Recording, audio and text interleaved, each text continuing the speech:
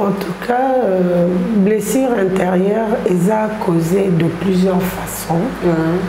La conséquence n'en peut ezali.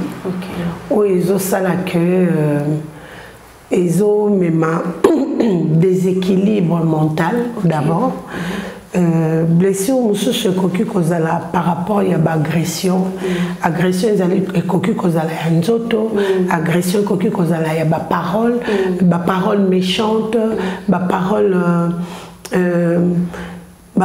parole oyo ezosala que à chaque fois mutazoloba nao zoka lokola bazokata opota. Eza na ba conséquences ebele. Na mwasi lokola na mobali. Blessure et coquille comme mamutu na suicide. Oui. Ou coquille comme boma par rapport à blessure. Blessure est comme sakamutu na manque de confiance en soi. Blessure est coquille comme samutu paranoïa. Moni bato tolbaka azana ba problème psychologique. Mutu ana fois que ne komona psy. Exact que biloko moko evandaye akoka ko gérer yango na ndenge na été et même dysfonctionnement na cerveau na. Blessure est comme saramutu timide. Blessure est comme saramutu insensible. Ce qui toque encore plus loin, blessure est comme sakamutu frigide, net na biso basi, blessure et coquille comme ça frigide. Blessure et coquille même malade. Blessure peut et comme même la moto, ba tension, ba estomac, et coquille comme même la moto peut diabète, blessure peut coquille même la moto na AVC. Donc ils ont la risque est belé sur le plan physique. Blessure et même blessure ils ont même la moi si insensibilité. Moni babilo connaît les câlins, le flirt. Pour naïe, on a un dérangement. Ce qui a des devoirs conjugaux, c'est seulement pour aller éoter à salon mais en soi, elle n'est pas là. Elle ne sent rien.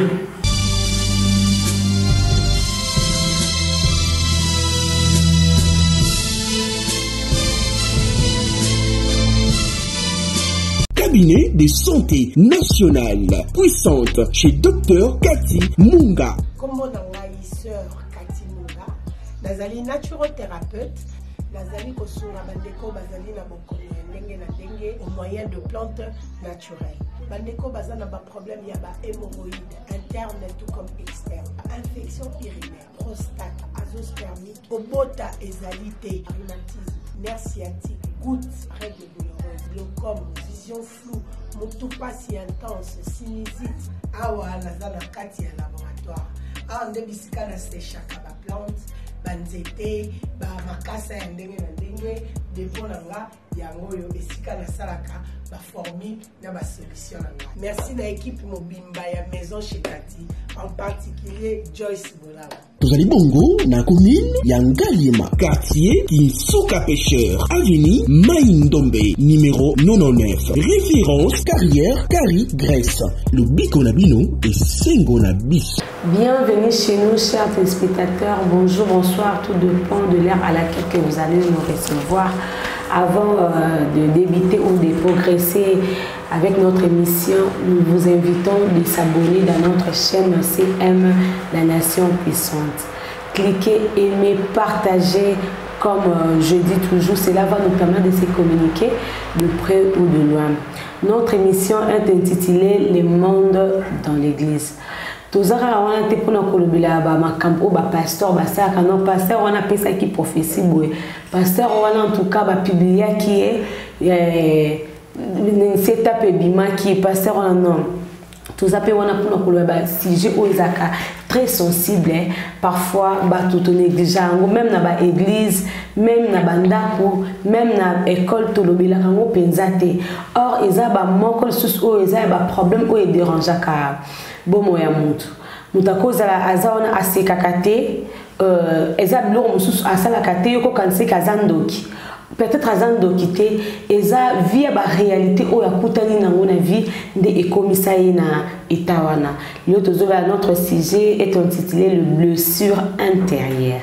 de ba blessure intérieure ba porta o motema o ezana kasa motema o mutakoki ko soigner te donc esengi ka nzambe mutako soigner te zate ke ezbimi libanda bona moni non porta tika na tia chloraphenicol et tout na traité yango te eza ba porta ezana kasa motema o peut-être okoki ko expliquer mutute mais ekufela kayo kaka na kasa motema. En tout cas, je suis avec maman Cathy Munga, docteur, azali naturothérapeute. Azawana comme tant que docteur à Kosunga Biso, couper sa biso d'abord étant que d'abord docteur et puis en plus celui qui a servant des dieux. Mais tous ceux qui dans le docteur et puis tout côté na qualité servant des dieux. Expliquer sur les conséquences nini au ezalakana na ba blessure intérieure. Et puis les blessures intérieures, ils en a 3 sortes de blessures intérieures. Blessures que ils allaient créer par la famille, blessures ils allaient créer par l'entourage, blessures créées par le conjoint ou conjointe. Donc moi déjà falté plus déjà faisais moi les kangwa moi en fait mon bali osé kinaye assez le moment écrit blessure.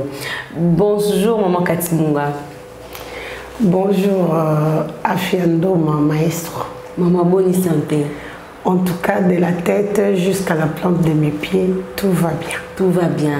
Ah maman souris oh ezaya mbebo kato tina katsa mta kweza mtu msusu au seka na mbebo mais muteme sekate te yangeza na kati na radio. Oui maman, si j'ai un petit le blessure antérieure et tant qu'il docteur non tant qu'il n'a qu'à docteur ko elo konini conséquences nini ezaka na blessure antérieure.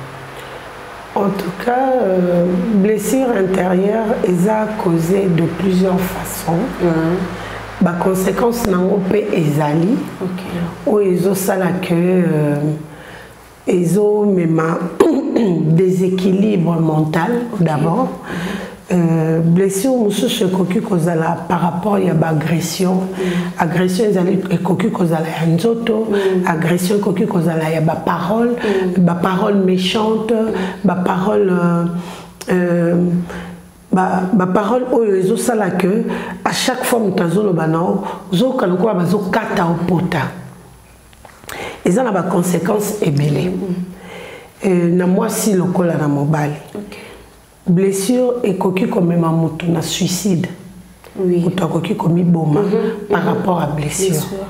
Blessure est comme sakamoto na manque de confiance en soi. Blessure est coquille comme samoto paranoïa. Moni bato tolbara azana ba problème psychologique. Moto ana une fois que ne comme na psy. Exact que biloko moko evandaye akoka ko gérer amona ndenge na été et même dysfonctionnement na cerveau na. Blessure est comme sakamoto timide. Blessure est comme sakamoto insensible. Ce qui toque encore plus loin, blessure est comme sakamoto frigide, net na biso basi, blessure et coquille komisa frigide. Na kozwa moi 2 exemples par rapport ya pour na ye en tant que pour l'instant na un titre nanga ya naturothérapeute. Omoni na musala auto salaka baka eyaka ebele. Mutu na mutu azana problème ne ou peut-être azokoka ko confier à mon famille azokoka ko confier à mon amité azoluka muto azali banda ou peut-être ayebi milieu na été pour na facilité à s'exprimer. Or mususu pe a besoin courage wanate ya ko s'exprimer devant qui que ce soit et causa ba problème ebele blessure kokyo même maladie. Blessure peut et comme la moto, ba tension, ba estomac, et coquille comme la moto peut diabète, blessure peut coquille même la moto na AVC. Donc ils ont la risque est belé sur le plan physique. OK. Na domaine où on a la zone maîtrisée, na kokene nango sur le plan na relation intime. Et là qu'on ni blessure et même blessure ils ont même la moi si insensibilité. Moni babilo connaît les câlins, le flirt. pour on est dérangement. Ce qui a des devoirs conjugaux, c'est seulement pour aller mais en soi, elle n'est pas là. Elle ne sent rien. Et na yambaka pe ba couple mususu baye ba uti pe na étranger baye aye maman ngai toza na problème ngana mwasi nanga toza bien mwasi nanga zozo azemite et pendant le rapport sexuel mwasi nanga amuyakate azalaka en extase, elle ne s'en porte pas.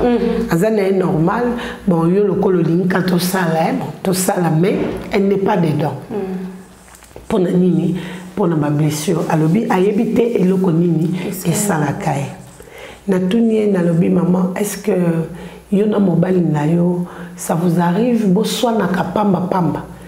Abi bon, que soit na pamba pamba c'est trop fort, mais et arrive à que tout discuter et tout abeta kao bubunda kaba tumba penda simba tika kanga zone sabite banda penda to balana ko betanga lo ba betanga mbata mais ko betanga pende la mona ba couple amsute abetanga. Est-ce qu'il y a insolent ba parole nae eza choqué bi que soit na ya couple kaka mais na ndenge ke na lalité pour le bin nga en tout cas exact na le bon plat au kola wapi on a cola et pas ya mama lekina bien on colle pas mama lekina o bozaki ozalande mama lekina abota mama lekina ngabota yende mutakoli singati na bali relation na yo na mama leki na yo to na banana te na banana e tozaki na biso bien mais mama leki na biso nde azai kolobalanga kaka yo olinko sa musala te ozape kitoko te ozape malonga te na omona kutu te eloko nini osala na vie ndenge ozawana obonga apete bilamba ngopola taka esimba ka te nini abi donc atika kolobana ngai ba parole motivante atika la ko motiver ngai te to ko soutenir ngai te ezala ngai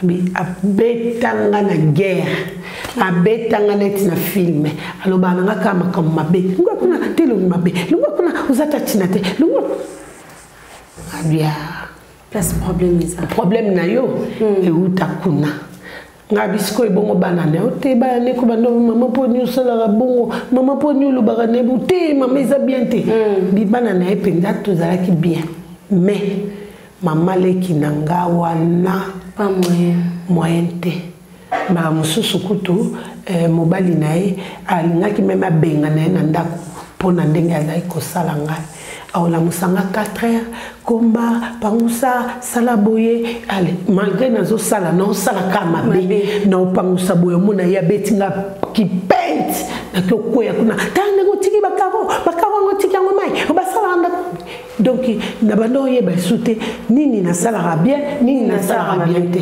alors nazaki koloba te na lobarate bande konanga se ba lobo mona seki kasi na tiaka mote na loba eloko te na vanda na ngaka na kenda loba kana classe na ndako na lobarate naza na point de vue donc nazwa ke eloko te sans ke ba pesa nga po tant musu na rozwa o yango te fallait nazwa musu na simba o yango donc nazaki ka boy et voilà problème na yo et uti kuna siko mobile na lobi mama siko to suka ndenge ni mwasi nanga atana simbiye azana est normal monde des amuto simbi moi côté moi boy abi azan normal na ebisié na lobi oui et ça travaille vraiment en tout cas il faut payer un temps parce que ma blessure au azanango ce qui a se confiaté ce qui a bêté la mutu solo tenio so magazine kaka ezala moi passi pour la moto afungwama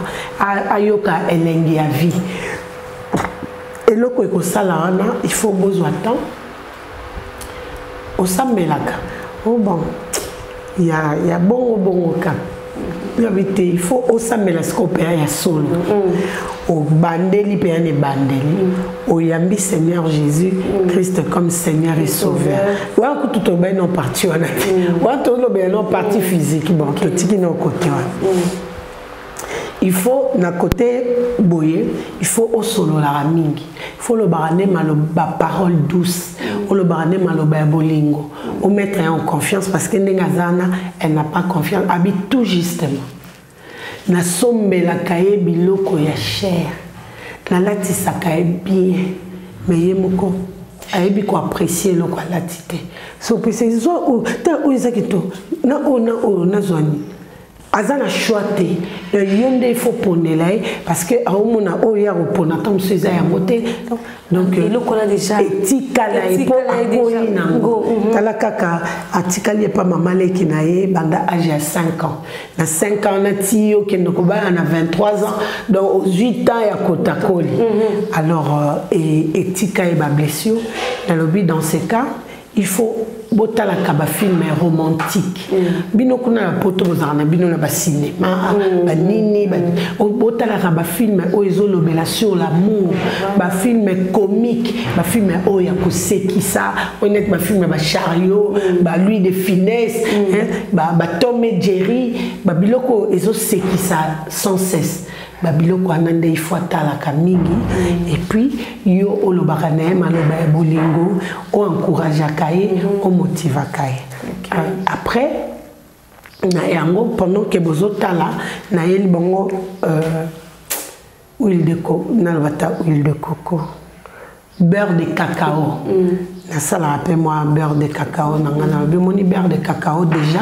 ezongisaka sensibilité corporelle yango moko nano kaka sikoyo na lakisi ba place nini il faut akoma kosimba ye pona et permettre ezongisaka sensibilité pendant que tu lui parles ozo maseye ba na lakisi ba place nini akomasser na maboko ba place nini akomasser na makolo ba place nini akomasser na kingo et puis de côté.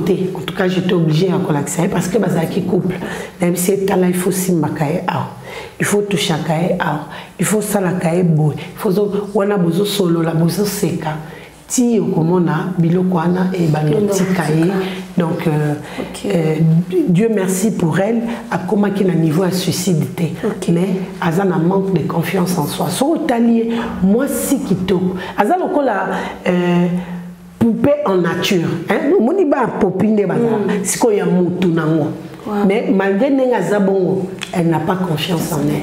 Donc elle n'arrive pas à progresser. Donc traumatisme eza eloko ya mabe makasi ba blessure wana et même makaba traumatisme o mutu a bloqué ba misupe ba comme ba criminel kaka pona blessure intérieure zaki mona papa beta maman na yezu ya bambi na mi kuna boule bambi boy donc yepe biloko wana ndenge omona maman ne azolela azoganga yepe il va recopier la même chose donc il va faire pire que ça banyoko la maman nanga pona yelo kola pour se soulager lui il doit faire plus que ça donc ma blessure intérieure ezali ma béni et mes makaba pas mingi donc sur ces côtés là na moni peut-être na cadre nangai ya qui naturothérapeute et là qu'on a coquille koloba sur les conséquences physiques et mentales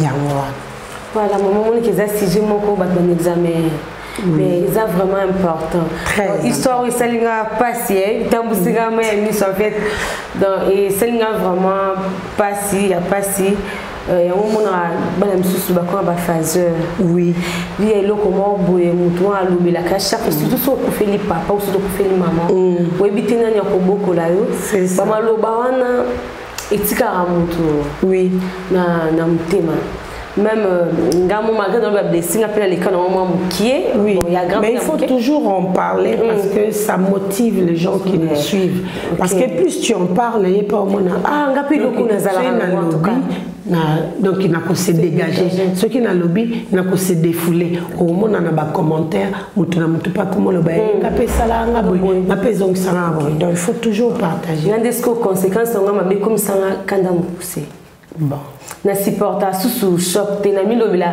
place on a déjà tonde en tout cas ko baksate so ba kisno mo kan na pesa mbamo ko pour etondi donc koko la na ba quartier na ba famille beaucoup plus blessé au etikanga on ba peut-être on a commencé quand même bola mutema te ya conjoint donc le moment o imaginara te ke ko koma donc komi na comment les motions na comme niveau na nzambe zonga kaponi ngai pas jouer sauter te donc babilo ko na etika ka moi parce que tout qui nesko na casquette ya musala nzambe maman et donc servant de Dieu méthode nini mutako ko appliquer kwa zana blessure intérieure.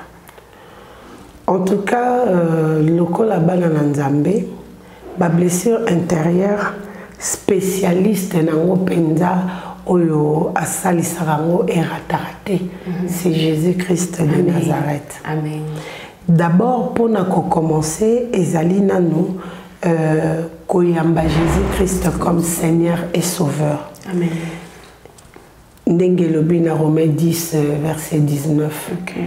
Bible zolobanabiso, si tu confesses de ta propre bouche le Seigneur Jésus-Christ et si tu crois dans ton cœur que Dieu le Père l'a ressuscité entre les morts, tu seras sauvé. On est dans nos premières étapes. Deuxième étape, ezali ya kosala repentance. Tant aux autres la repentance sincère parce que tant aux autres blessure aux autres ba combo bato basala yo o kanga bato wana yelelo so na koma boyini kolona yelelo so na simba boyite ezali kolona donc babiloko wana evanda yo. Alors pour biloko wana ozala dégager na démarche au kosala il faut aussi repentir au Seigneur ma nzambe parce que na makasi na yo moko kokate nzambe asunga yo olimbisa bato wana obimisa bango na motema et c'est alors que Bible zoloba biso na psaume chapitre 147 verset 3. Soyez tout coquille qu'on vérifie. À moins que je me trompe, mais que c'est dans le psaume. Psaume 147. 147 verset 3. La Bible dit, il guérit ceux qui ont le cœur brisé et il pense leurs blessures. Donc, bandeko obozolanda biso, bino bato bozana ba cœur brisé parce que tel t'a fait ceci, parce que l'autre t'a fait cela, parce que suite aux réalités de la vie, Bible zolobana biso na psaume 147 verset 3, Dieu guérit ceux qui ont le cœur brisé et il le pense leurs blessures. Et ça ma blessure oyo yo moko koka ko boaki lango antibiotique té. Là c'est le beau qu'on a ezo kotate et ko mema. Yango et koya et ko sala quelque chose. Et ce qui toquait encore plus loin, tokoki kotanga na Psaume chapitre 34 verset 18. Psaume 34 verset 18. Verset 18. Ezakaka pona kotalisa bandeko yo bazali na même situation oyo bazokoka ko avancer te kokoka ko sala pate suite ya ba événement moko eleka. Wana tokotanga na Psaume chapitre 34 verset 18 Bible lobi boye. L'Éternel est près de ceux qui ont le cœur brisé et il sauve ceux qui ont l'esprit dans l'abattement. Jésus-Christ azawana pona kopesa loboko. Bisika oyo zokoka te soko associé ngo na Jésus-Christ okoka. Place oyo échouaki hier, le même place wana soko reprendre na Jésus-Christ okomona que okozwa victoire. Alors, pour na bandeko obozolanda biso, nous tous on est passés par là. Parce que biso ba orphelin, soko kwei na libaku ya malamu te vie obeba. Okomi fazer, okomi chel, okomi moyibi, okomi kuluna okomi kosala ba makambo ya ndenge na ndenge o peut-être na ba penser na yo ozalaka ta na idée te ke lobi okoki okoma lokola bato oyo ozalaka kokamo yango na ko inciter bino na ko motiver bino boya na Jésus Christ. Amen. Ma solution oyo ngana o tokoki kopesa na te na sena moi. Jésus Christ est capable. Il y a qu'à transformer, il y a qu'à changer, il y a qu'à réparer, il y a qu'à orienter. Et pas une nzambe et loko est impossible exact. Biso nyonso to utana ba blessure. So to bito ba dotanga to déborder na émission. Na soki na umela na maladie oya estomac parce que la blessure ezalaka ya makasi. Nakoki kozwa kaka mauvais côté te que biso basala biso boy biso bazongisa biso boy peut-être na ndenge basala biso wana c'est vrai à l'époque c'était difficile, ça faisait mal, ça faisait pleurer, mais lelo comme un point fort. Okay. Lelo bato bazobenganga tu es une femme battante parce que ba moni place na outi. Kokoma lelo donc j'ai taillé sur le roc. Oui, biso zo taillé libanga ndengezala. Donc na sali vraiment ba effort ébélé alors ébélé. Okay. Et lelo kokuta na lisusu na Jésus Christ dio wana et faciliter nga pe makambo ébélé. Donc ma blessure intérieure ezali biloko e blokaka mutu okoki ko avancer te okoki ko sala pate okoki ko s'épanouir te épanouissement pour na mutu aza na blessure et si maraté tokoki sekana na moi mena butu okende kolela tokoki sekana na moi na butu pongi ezate okoki sekana na moi na butu estomac passe tension mati donc pour na blessure. Alors, eza eloko moko à éviter, surtout pour nous les parents, toti kaka koloba na bana maloba mabe, bana basala mabe, bana ba blessa kabiso pe, mais na kanda na yo ko pesa accès na diablete, ko fungo la porte te.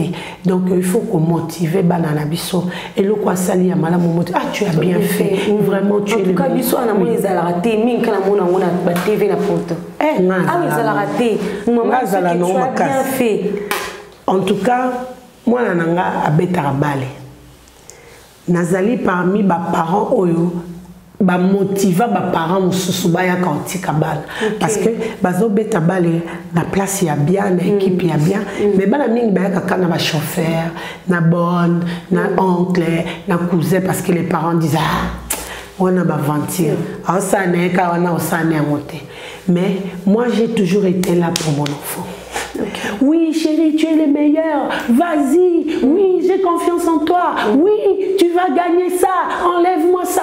Banda mon anga quoi mon telbo. Yo maman vanda kimia te boyini. Non, na comprendre secret wana. Na uta na ba blessure, na kokyo répéter la même chose te na moi nanga. Na même système musu na moi nanga. Na lobby, c'est toi le meilleur. Ayebi adage na biso, quand on veut, on peut faire mieux que les autres. Donc ayebi qu'il est meilleur, la classe c'est toi le meilleur, tu es plus intelligent, tu peux faire ça, tu peux faire ça mieux que celui-là, tu peux faire ça, si tu mets ta volonté, tu auras ça. Donc, tant aux hommes motivés, moi là, à ta place, pour l'honneur de ma mère, je dois faire ça. Pour les encouragements de ma mère, je suis obligée d'enlever ces pénaltys. Aux hommes, Babilo Kwana et Sarah bien, tu es belle, tu es jolie, tu as un très bon teint, tu t'habilles bien, en tout cas tu t'exprimes bien, ça motive. Ok.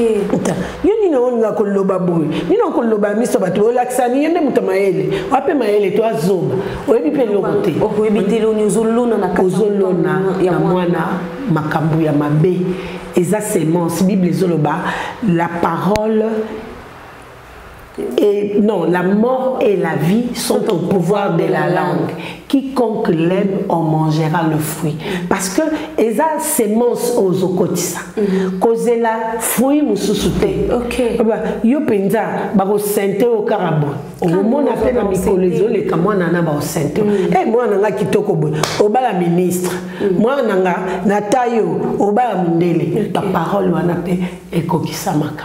Donc tango tozaki kolobana ya na biso yo zapenda tayo izata ya mindele yo pendo balaka mundele wana biso mutomande koloba mais lelo na réalité nzamba occasionna pe abala mundele donc ba parole ya malamu ebimisaka mbuma ya malamu ba parole ya mabe ekobimisa pe mbuma ya mabe. On utilise la méthode pour éviter sur intérieur. Oui. Surtout les parents, beaucoup la bana, faut que malobani na couple paix muto akokai koyana e bien abebeli na kati parce que mobali aza brutal aza insolent aza maloba mbeli o malobo baloba soko lobi na ezo kalokola bakati opota biloko wana esalaka que mutu abeba comme le bape yo zala boye to comme boye ndeni oyebite biloko nyo sema kati na e komisko ko bimisa ba fruit comme le ba obomba nde manzaka ozala nde ndoki yango wana siko misana ebimite maloba o lobaka biloko na monde ekomobima tango ozolinga ozala na ange. Alors, il faut créer atmosphère où le ange a coqué au vada. Wow. Tango zoluka poza na démon, atmosphère au démon coqué au zala. Yo peka moto créé. Donc, oyo tata mo sinamsoza ekoloba. Omoninga inazalo kwa mai. Na récipient nyonso kotianga na kozwa forme. Soko yé na ndenge malamu na za malamu. Soko yé na ndenge mabe na za mabe. Donc iko yate que yé na ndenge mabe oze la malamu et ça mabe. Do abandon babon. Liboso to ndo comprendre ngai na mai. Forme nyonso récipient nyonso kotianga na kozwa forme. Siko tango ekolo baba dete pona boyende. Donc, évitons de blesser les gens dans la société, dans le quartier, dans les églises. Pasteur peut ba blessure intérieure. Tu as une reproduction de salade des amakambo à vivre. Ce cas de délivrance, il y a bien été bilokwana éco-chirurgie et éco-entaché na étiquette oiseau porté. Donc, c'est vraiment un sujet très important. Oui. Et puis, que tu as maman Cathy, tu as fait un évangéliste, Michel Kouchou. Il n'y a pas de sous à pendre la biso, à même à biso, il y a pas de poké. Il y a des zambé à commencer en train de le dire. Il y a des gens qui tapé Sarakinia, ils ont zambé. Je me suis dit, un grand frère dans la pharmaceutique qui est en Teka. Nous avons des gens qui blessés. Fille-moi à côté, non, Luka Kimia Zate. Ce qu'on a dit, la pharmacie va te qui c'est Kimia. Mais la qui s'en a une pharmacie non te quand même. Nous allons après c'est que Kimia ou ils ont le batté. Kimia qui sont battus mais la capone pour éviter. Donc c'est Kimia ou tema. Dès n'engena mais la moitié deep la caisse après tant que il a vendu Kimia comprendre ils a kanzambe. Oui. Kimia wana. La pharmacie nous a ozoté. On ne peut pas monter. Bible Zoloba, il donne la paix que le monde ne peut pas donner. Ogokyos a non en bon côté. Ogokyos a non en vie de l'ixité. Mais qui m'a na yoana? Na banda kwa ba ministre ba olukango nanda kwa ba président ba olukango do yo za neloko ya motuya oyo bakoki obotola ote parce que ezomona na te esimba marate mais ozo vivre la paix intérieure et c'est Dieu qui donne. OK, merci vraiment maman pour sujet oyo on a dit que bandeko tutana ce qui pose un sujet moko olingi o intéressé biso nous sommes là comment et ça ne loko mo bizana mtimo no omonaka moyen ya kobimisa yango te occasion malamu yango et pesa melio en tout cas comment benga ba numéro ba ko afficher na c'est à écran na benga en tout cas to ko benga ba sala nzambe po basunga biso bilo monsieur singa ka ndenge maman lobi la repentance tant ozo ko se repentance ozo bimisa mutana mutema na yo o senti pe makamsu pe ya yo sani nini efongwami sisi ezala bongo pene peut-être loko ekangama nga pona kangaka mutu intel na mutema na ngai tika na bimisa ye omona peke makambo efongami Jésus kutayeba ke moko obixa Lazare mais na Jean 11:35 babi Jésus plaira oui na parce que na bonzoto akabwani na muto alingaka na mituni c'est les lindeni na kitina verset 36 37 na yo kine bat babi yim tazai ko bikisa ba confirmisu ba bazai ko ba comprendre non cet homme a les lindeni tandis que yimo ka zakina gese ba bosse ke bi pas zakina 100% ayaki na nzoto voilà 100% esprit mais finalité na ya yaki bimisi ki Lazare il ngi la ça que nyonso wana le sim suspect cause à la provoquer par Dieu lui-même. C'est que je peux comprendre. Nous avons préparé le nzela on maman lobby. Loko le kana ngo lelo to moni résultat. On peut dire gloire à Dieu. Oui, lelo est comme sujet de gloire. Mais j'ai peiné à l'époque là. Mais sikoyo on peut ni kanga. Bango pe bazana, bango bakenda ka te, batinda ka bango te, kanga. Mais lelo to ba gloire à Dieu. Par rapport na bango na kokyo lo bakaka gloire au Seigneur. C'est ça. Donc les appels bablom soso ko monyo le kana ngo eza école ya formation. Oui. On zamba les kiso pour atayo pas yebilobina. C'est ça. Lobi okutane loko. Et Seigneur a déjà bien préparé. Voilà. Mais supposons que y a oyebande antibal. Et betito. Et vanda tete kama kontate. Et tout est côté et bien grande sœur na binga imperméable. Mona mbule kota imperméable. Kota te. Makamnyo solo ba esopana. Quantité. Avec ce sopa. Et sopa les quantités. Donc c'est que azwa temps ya kulata tenir. Azwa temps. En tout cas Esaïe qui vraiment mission la mission le monde dans l'église, de te rappeler sous ces vous avez blessure intérieure. Maman quand ça peut ça mot de la fin na sous ka émission on a mis qui non oh ya les sous maman. Si autres ko qui non ba. Oui, exactement que non ba. Pour la drôle ndé azo hein avec ça biso mami suni mais mot de la fin non pourtant aux ongles et matoyele ma be ma casse. En tout cas pour na mot de la fin na koki koloba kombo ngai maman Katimunga nazali naturothérapeute nazali ko soigner au moyen de plantes naturelles. Na yango sujet na biso ya lelo ezalaki les blessures intérieures parce que la plupart na société na biso bazali na ba même problème. Yango toyaki ko épingler moi muke otoye nango eleki ebele obino boyebi.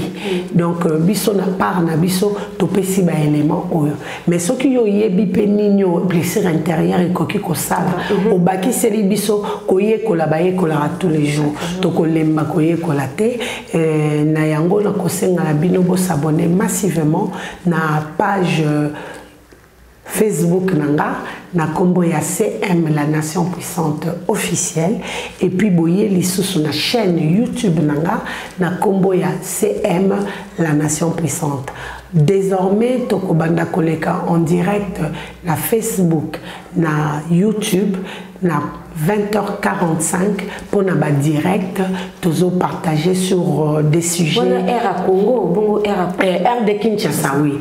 20h45 air de Kinshasa. Bo kota vraiment ébélé, bo manifester présence nabino, naba j'aime, naba commentaire, naba partage, naba na cœur onyo sobokoki kotinda potoye baké tozana bino ensemble et kozala malamu mingi. Numéro de contact nanga ezali 00243 82 20 012 à la fin na bandeli 00243 82 20 012 à la fin. Yo ozana problème de santé, ozana besoin ya lisungi na ba produits naturels benga biso soko zubisote tika message tika voice au moment opportun on te reviendra pour te donner la suite. Merci beaucoup. Merci à maman Katia Bossene du taille moko.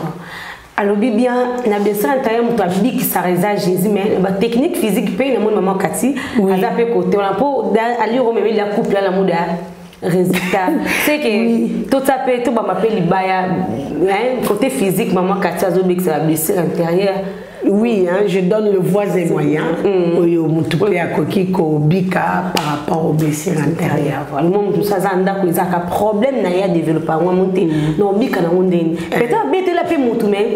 Et si la raté? Oui, à Zoan, on a une solution. Oui. Ah, ok. Donc, maman, quand tu déjà payé ce numéro, benga côté on a payé à Zana, nous avons payé ça grâce et belé à Posunga. Biso na côté on a maman quand tu dédicace, exact. En tout cas, dédicace Nanga, d'abord merci à toi de m'avoir reçu aujourd'hui. Et merci à Lara Drone derrière la caméra. Merci à l'évangéliste Michel Kouchou. Et merci à toute ma famille qui ne cesse de me soutenir. Et tous mes patients qui n'arrêtent pas d'envoyer les témoignages. Je suis vraiment satisfaite et j'ai énormément plaisir de ce que vous faites de moi. Que le Seigneur nous garde et on se revoit à la prochaine. Ok. Merci. En tout cas, merci tout le monde. Bye bye. Puissante chez Dr Cathy Munga. Comme on a sœur Cathy Munga, nazali naturothérapeute. Nazali kosunga bandeko bazali na bokono ndenge na ndenge au moyen de plantes naturelles. Bandeko bazana ba problème ya ba hémorroïdes interne tout comme externe, infection urinaire, prostate, azoospermie, obota ezalité, rhumatisme, nerf sciatique, gouttes, règles douloureuses, glaucome, vision floue, motopathie intense, sinusite. Awa nazana kati ya laboratoire. Ah ndebisika na séchaka ba plante banzete ba makasa ya ndenge na ndenge depo na nga yango yo esika na salaka ba formule na ba solution na nga. Merci na équipe mobimba ya maison chez Cathy, en particulier Joyce Bola.